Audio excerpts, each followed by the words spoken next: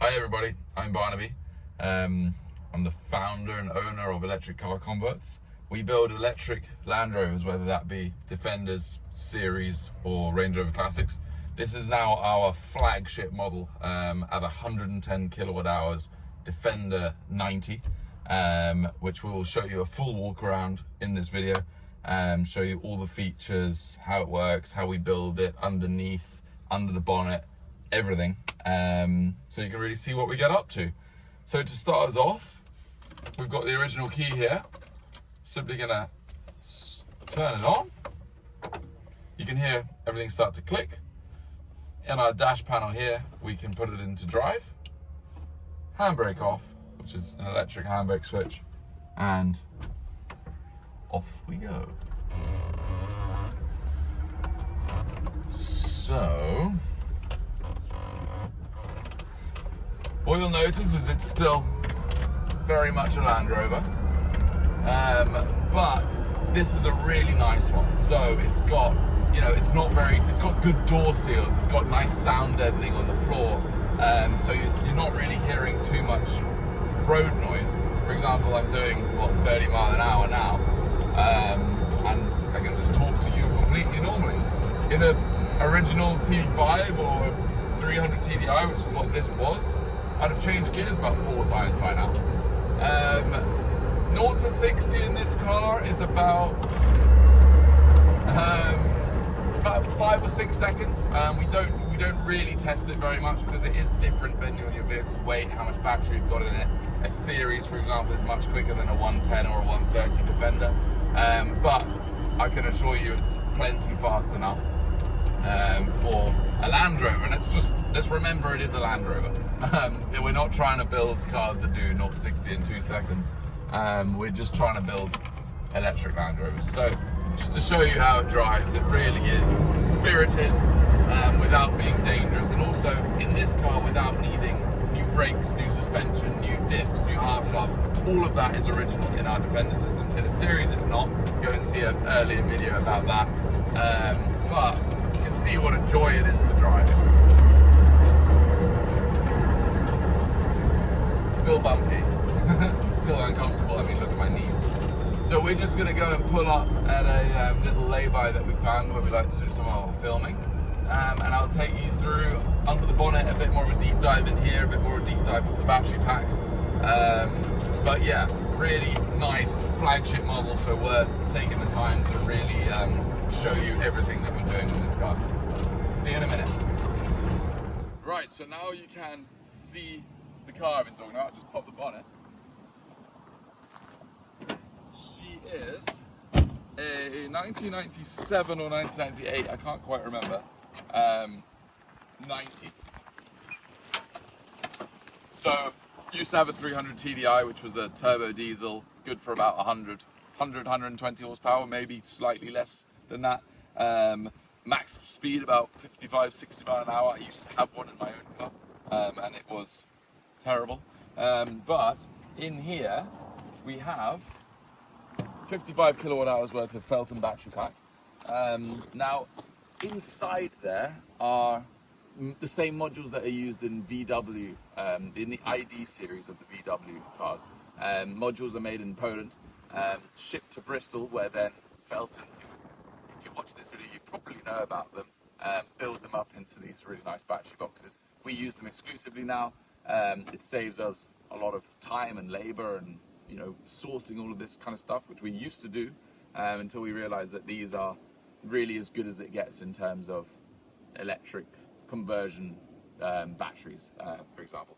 So in there are things like contactors, there are things like BMSs, which is battery management systems, so the computer that's checking battery temperatures of all the different 96 cell groups in the pack.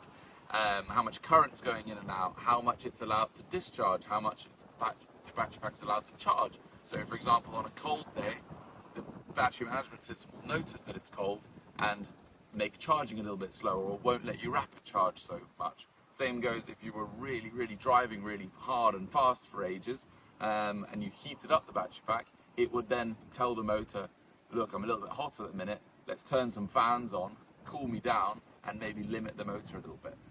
So all of that funky stuff's happening in there. Also in there are contact controllers, so that's basically the ignition system of an electric car, so allowing voltage to go to various places or not. And a CCS controller, which is basically talking to the CCS, which is combined charging system, i.e. the thing on the side of the road that you plug your car into. So that little box talks to the thing on the side of the road and then allows the charging. On here you've got a high voltage disconnect, which is what this is. So if you are ever working on the vehicle, you got to take that out. There's a big fuse so that you can't hurt yourself because obviously you don't want to touch. This is 350 volt normal. You don't want to be touching that while you're working on it or accidentally mess around with it without that out. So that's on the top there. You've got high voltage plugs on the side and then a smaller high voltage plug here, which runs things like the electric water heating, so high voltage water heating. What else does that run? Bi-charger, and a bi-charger is sitting on the back of there, and that is it's called a DC-DC inside it, and that's basically the alternator of the car. So it takes 350 volts, turns it into 14, which then runs the original 12 volt battery for things like your headlights and your indicators and your wipers and all that kind of stuff that doesn't get changed. Obviously, because your 12 volt system stays where it is, we just build a 350 volt system separately with a couple of 12 volt controls on it. So it's a bit of a big misconception is we don't touch all your original wiring on your car. That stays as it is. So that's the Felton front battery box. I'll show you the rear one in a moment.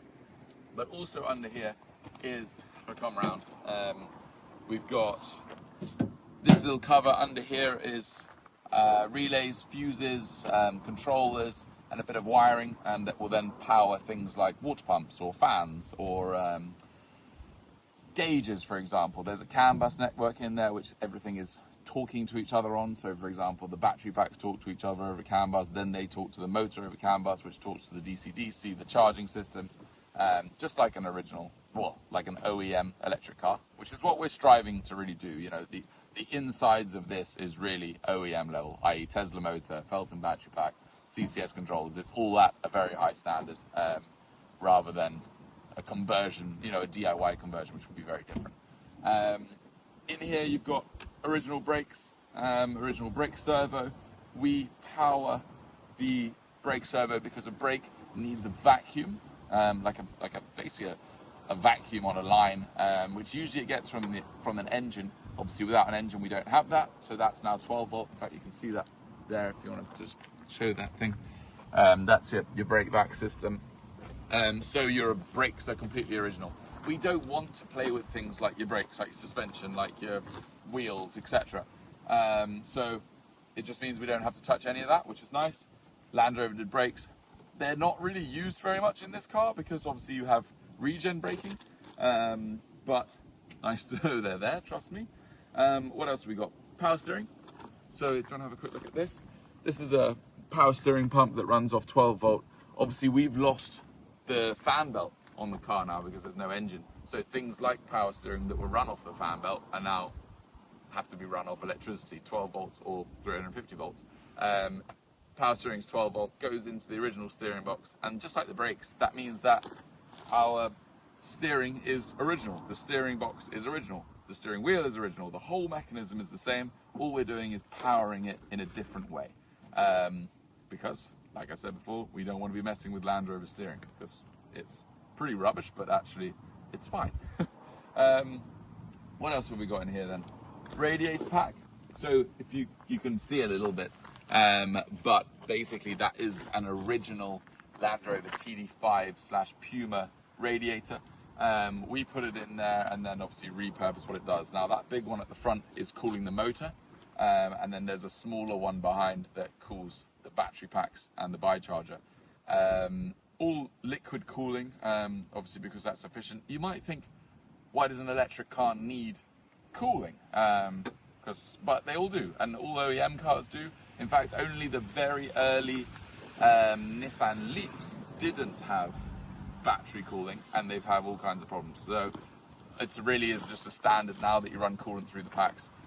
This isn't necessarily for heat so much as it is for keeping everything in equilibrium.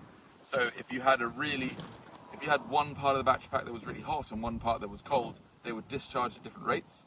So putting coolant through the whole lot means that everything is the same temperature all the time. You don't have hot spots in the battery, which is what we're trying to avoid. So that's cooling in there. Obviously 2 header tanks. So if you want to quickly check your level, you can do there very easily. While we're talking about liquid and cooling and coolant, that's what this is here. This is another coolant tank, so a third coolant loop. They're all separate, by the way. This one runs high voltage cabin heating. So water goes from here into an electric heater, which is down there somewhere. It's actually the same one as in the BMWs. So it's an OEM part, heats up that coolant, sends it into the original heater box, which is what this is. So that means that doesn't have to be changed. That's just a Land Rover part. We're just pushing hot water from the high voltage side of things into it, rather than hot water from the engine. So in an original car, the hot water from the coolant in the engine goes in there, that then heats the cabin. We heat up that hot water with high voltage, goes in there, that heats up the cabin. So have a quick sort of close-up spin around of that. See that it's nice and neat, looks great in there.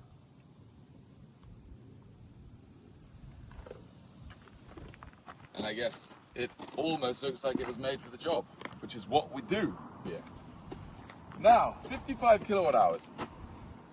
A lot of customers, in fact, most of our customers, only have that front battery box. In a Range Rover Classic and a Series 2A or 3, you can only have that battery box. But in a Defender, Felton have come up with an extension pack, which is what this is. So, to most people's eyes, you wouldn't even notice that there was a difference here, but this seat box is also 55 kilowatt hours. It goes the full width of the vehicle and basically doubles the range from 150 miles, which is if you only had the front pack, to pushing 300 miles in this car. Obviously that depends on how hard you drive, what tyres you're using, what temperature it is ambiently. But obviously that's quite a long time to be sitting in a car like this. I think you would want a break. So have a bit of a closer look. Oops. Have a bit of a closer look in there. Let me get rid of this. So you can see how that goes. Obviously in this whole thing we've got rid of the gear sticks, so that's what that sort of flat floor in the middle there is you know, in the place of, I suppose. So you could sit someone in the middle a bit more comfortably than before now. So that's seat box. Now, the naysayers out there, they always say, oh, you're never going to get enough range, blah, blah, blah. For me, this is always a second car for our 46 or 47 clients we've got out there. I would say 90 to 95% of them, this is a second car. So when you do want to go 80 mile an hour up to Newcastle, you don't usually go in your Land Rover anyway. But at 300 mile range, it's really long enough. But if it's not for, I don't know, a couple of days of a year, or you're towing, so your range is reduced or whatever it is, you can fast charge, which is what this is. Obviously where the original fuel filler used to go. But these two down there, which I won't touch because it is high voltage, they're off, but it's not a good idea to touch them anyway. You can then charge up this car. It takes about 45-50 minutes to get it back up to sort of 80% or so. On the 55 kilowatt hour version, that's more like 25 minutes, which is obviously a nice time for a little bit of a break at certain motorway services, things like that. It's not done very often because you would never have one at home, but for example, you know, you'll see them popping up more and more all over the place now. But what that means is our cars can charge anywhere that a normal electric vehicle can charge.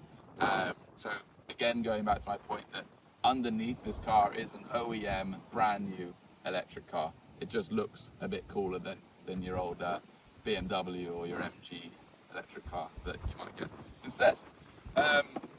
So also on charging, you'll notice that that's a two-part thing. You can also just run this on Type 2, which is just the European standard.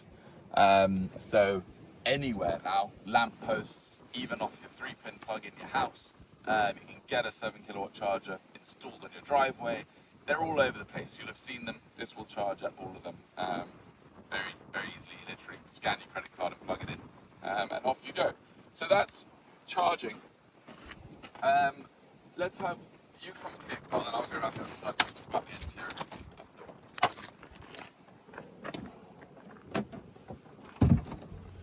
So I think the crucial thing to mention in here is we haven't used up any of your load area. So look in the back there, this is still got exactly the same amount of load area space that you would have in your Land Rover when it was diesel. So this, I think, is the best place for the battery box. It's about 300 kilos in the middle here and 300 kilos in the front. This vehicle is, I think it's actually 205 kilos heavier than it was when it was diesel, and that's on the full long range pack. So really, what, 2 people, it's not really anything to write home about or worry about. People often think batteries are really heavy, but in reality, so are engines, so are massive gearboxes, radiators, fuel tanks with 80 litres of fuel in it, or however many litres you put in it. Weight isn't really a big problem, especially in a big Land Rover like this. We're not building, 50-50 weight distribution 911s, for example. So great place centrally in the car for the weight in between the 2 axles, rather than loading up the rear, which would mean when you're towing, you've got too much weight on the back, for example. So we're smack in the middle of the axle with this extra weight. Also in here, have a look at the gauges. So you see all them come to life. Again, in the original binnacle, so this plastic is all original. We just stick different gauges in. So you've got battery temperature, battery level, amps, which is power in and out, or current in and out, and then obviously speed there. You've got the original heater controls, so fan there, fan off. All of this is the same. You'll see the power steering is just normal. And then our middle cluster there for the electric handbrake, drive selector, so drive, neutral, and reverse. And this is our eco button. So when you want to take a little bit easy, which trust me, in this car you do, you put it in eco mode and things are a lot more relaxed. Or you take it out of eco mode and then you're sort of at a traffic lights with a Porsche. You can take it out of eco mode and you can have, trust me, a very good time in this car. We actually took this thing around a field the other day, and it's just incredible to have that much power off-road. I don't think there are many cars, apart from maybe an aerial Nomad, that have that much power and like acceleration in an off-road format that are just available to purchase. So anything else in here? No.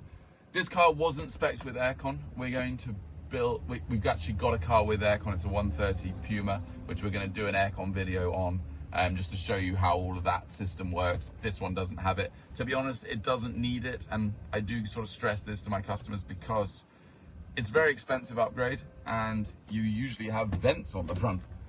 So it's nice and cool anyway. It's a Land Rover still. Let's not get too over the top with trying to make it into a brand new Tesla, for example. So that's inside, battery pack, charging, the front.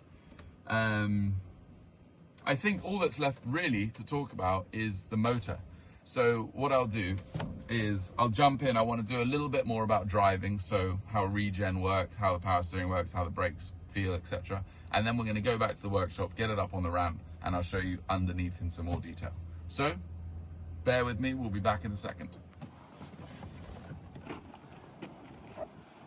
Before we do get back in, there's one more thing I wanted to speak about, which I didn't think about, and that is that big thing you got in the background there.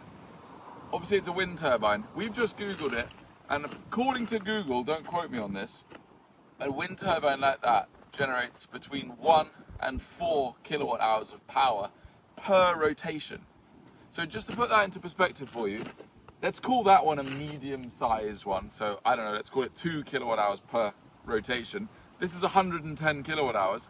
So for 55 rotations of that, you've charged up your car.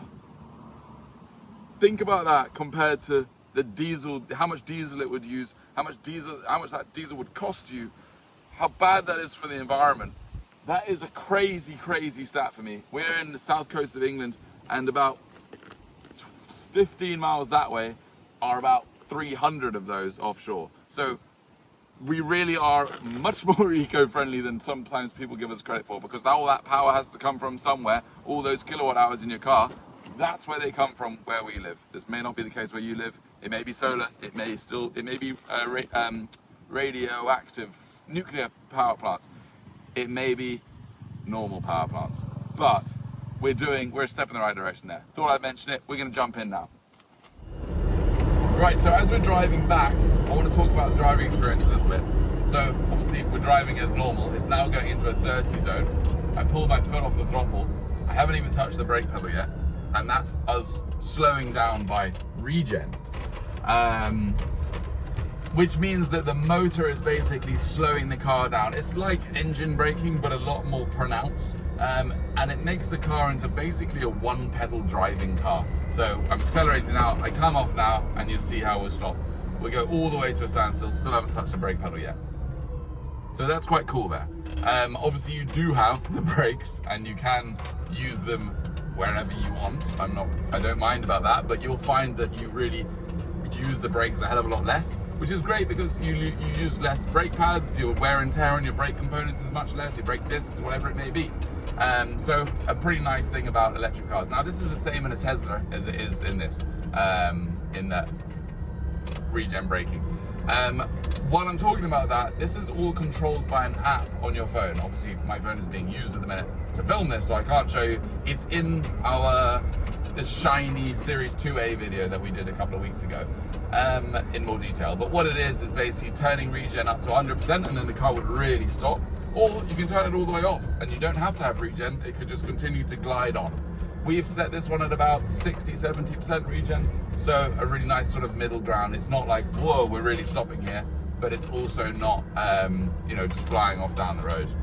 So a nice little thing there.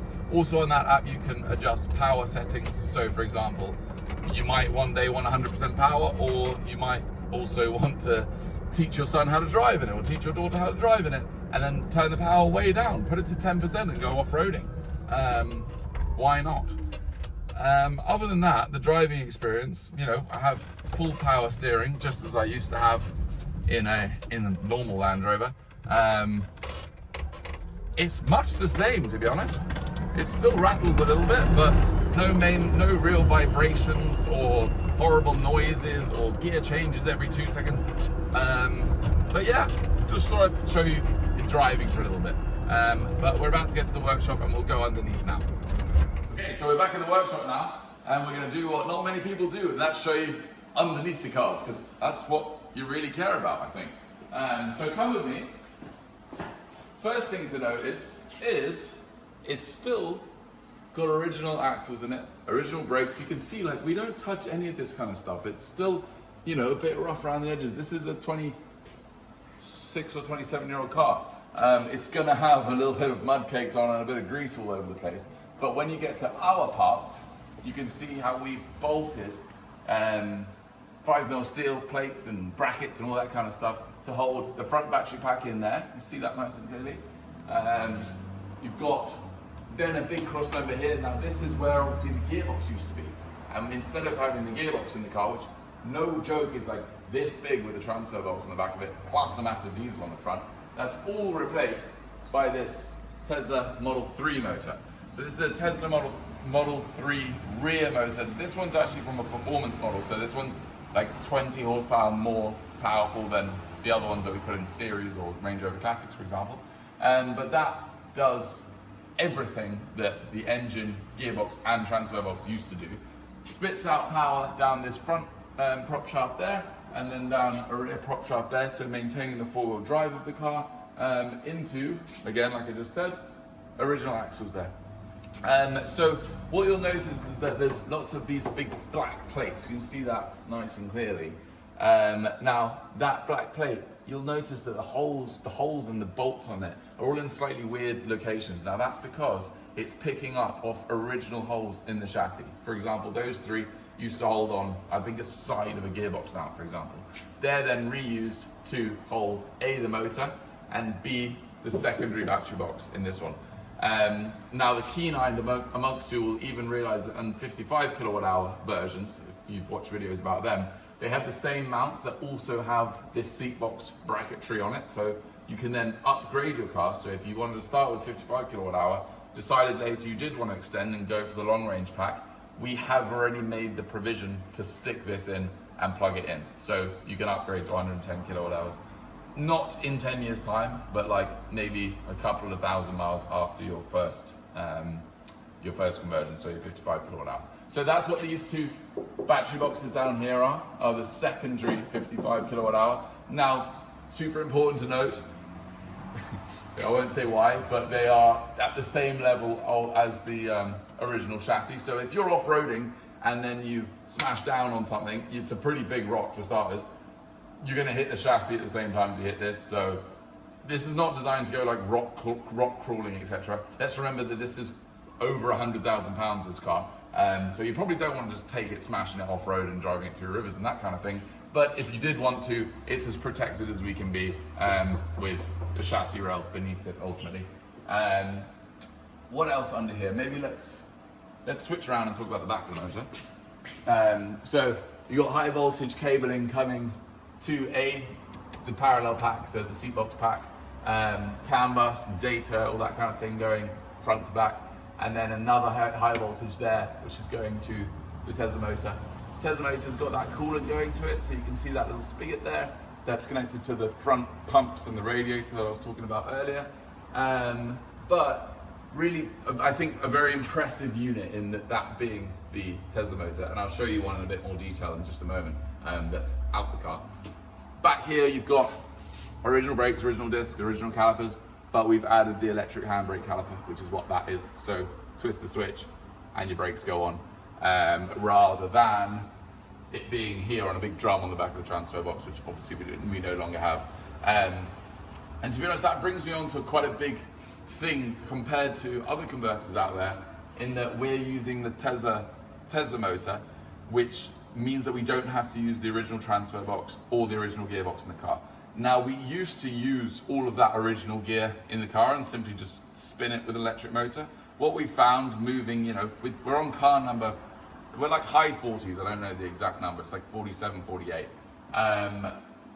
We've learned a lot on those early cars and basically decided we're now only using the Model 3 motor because it's just so good for this application. Some people will tell you you're better off with an original transfer box. My urge would be to drive both, to feel how smooth and how sort of refined the driving experience is in this, and then feel how smooth or refined the driving experience is in the car with a transfer box, which is still rumbling away, and remember, designed, manufactured, engineered in the 80s or even 70s. So we're getting rid of all that old stuff. It's our preference. We've done this more times than any other Land Rover converter out there, so I would say we know what we're doing. But come and have a drive, something like this. It's really good to sort of get a feel for it. So that's the underneath. Let's quickly show you what a Tesla motor looks like when it's out the car. Amazing little thing. Came out the back of a Model 3. There's not really much to know. It all gets pulled apart. You've seen how much it's been cleaned, it's been blasted off, so it looks really nice. It's got new bearings inside, it's got a new gear set inside, because obviously the ratio needs to change before you can go through differentials. It's got a limitless differential in itself. Got a new control system, new coolant tubes go in it, new wiring loom, everything is new, except the actual sort of main motor itself. Obviously we can't buy them directly from Tesla. Finally, battery pack. Here's a Felton 55 kilowatt hour front pack in all its glory. We're just building, wiring onto it, ready to put it into that car. That car you saw yesterday. This is our test jig, just to quickly show you while we're in here. So we sell a lot of kits all around the world. So we build the whole system, battery pack, motor and everything onto the chassis, take it off, put it in a crate, send it to you in America, send it to you in South Africa. We've got them going to New Zealand. They're all over the place. So really nice that we can export, and if you're not in England, you can't bring a car to us, we'll simply ship you a kit. Very quickly to show you, you've seen that one in the previous video. Fabrication happens in there, everything happens in-house. Motor, reworking and refurbishing all goes on here, and then wiring is all done in that room. So we're tight, quite a small little workshop, but we can really churn them out. We're doing about 15 to 20 cars a year now. So I think overall, thanks for watching. I hope this was helpful in, looking at this beautiful car we got there. If there's any further questions, stick them in the comments or call me. My phone number's all over the website. Email me, stick an order in. Well, our 55 kilowatt hour pack at the minute is £60,000 plus VAT. Our 110 kilowatt hour kit is £85,000 plus VAT. That includes fitting if you're in England. So it's pretty cost effective compared to going out and buying a new Tesla Model S or 3 or Y or X. I don't know. It's pretty cool. Thanks for watching. See you on the next episode.